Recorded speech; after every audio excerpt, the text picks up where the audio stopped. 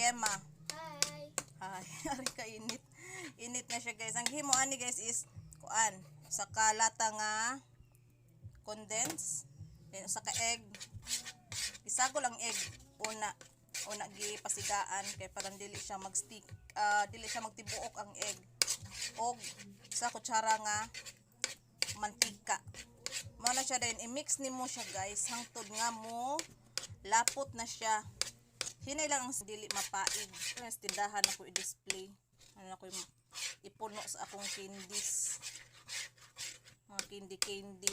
Tanawa guys, ngani consistency is pwede na ni siya palungon o pabugnawon. Kaya kung humukrasad kaayo, di pa man siya malingin. Kailangan na jud siya nga ingani na siya. Pwede na to siyang lingin-lingin. Unya, iguman buta na to og white sugar. I-coat siya sa white sugar kaya ron dili sila magdikit-dikit. Yan yan. Mao ni siya ang final. Ito yung sugar para ma-coat siya sa sugar tanan. Nya. Nya kung mugahi ning kuan, mugahi ning